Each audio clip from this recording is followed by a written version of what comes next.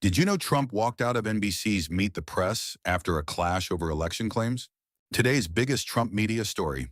President Trump abruptly ended an interview with NBC's Meet the Press, removing his microphone and walking out after a tense exchange with host Kristen Welker over his repeated election claims and related controversies. According to reporting, the interview escalated when Welker pressed Trump on his claims about election fraud, including assertions related to California's vote counting and allegations made without evidence. The Guardian describes Trump becoming increasingly combative as he was asked to provide proof and clarify his statements. This story matters for more than the obvious reason, which is spectacle. A presidential walkout is a signal, and signals are currency in modern politics. It tells supporters that Trump refuses what he calls hostile framing. It tells critics he won't engage with accountability questions. And it tells everyone else that political conflict now lives inside the media format itself. The conflict centered on two themes that have defined Trump-era political communication. First, elections and legitimacy. Trump has repeatedly argued that election systems are vulnerable and that slow counting is suspicious, even as election administrators and experts note that slower counts often come from verification steps and mail ballot processing.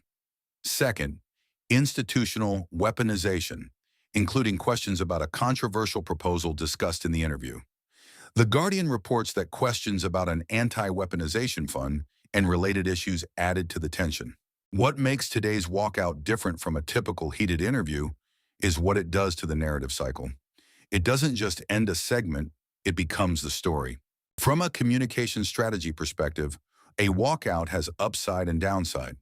The upside for Trump: it reinforces the idea that Trump is fighting the media rather than being judged by it.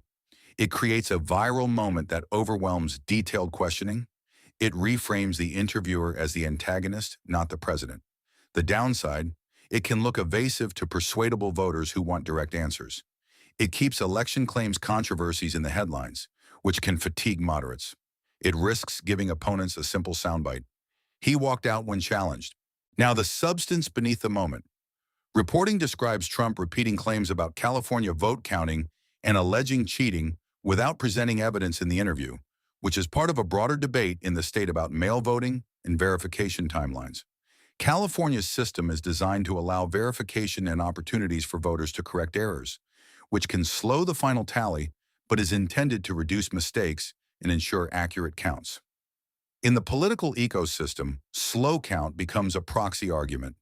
People who distrust mail voting interpret time as suspicious. People who support expanded access interpret time as the cost of verification and inclusion. That dispute is not new, but the walkout turns it into a fresh headline and reactivates the argument. There's also an institutional layer. Yesterday, the Washington Post reported the U.S. Attorney's Office in California announced a probe into elections-related issues, and in that context, Trump's claims and the interview's tension take on added political intensity. So the media moment is happening at the same time the justice system is becoming part of the election narrative again, which fuels polarization. The bigger question isn't who won the interview. It's what this does to the information environment heading into midterm season. For Trump, media conflict often functions as mobilization. When the base feels attacked, engagement rises. That can translate into donations, volunteer energy, and turnout motivation. For opponents, the walkout can become an organizing tool. An example of what they argue is a refusal to answer for claims that undermine confidence in elections. For outlets and platforms, the clip becomes a distribution asset. It spreads because it is dramatic, not because it is explanatory. That is the modern incentive structure of political media. What to watch next? Follow-up statements from NBC and the White House? Whether the network releases more raw context or the White House frames the exchange in a specific way will shape how the moment is remembered, whether Trump repeats or escalates the claims. Often after a walkout, the message hardens rather than softens because the conflict becomes part of identity. Whether lawmakers use the clip to push election legislation. Election moments are frequently converted into policy pushes, fundraising hooks, or hearing demands. Today's walkout is not just a media incident. It's a story about legitimacy, trust, and the political value of confrontation.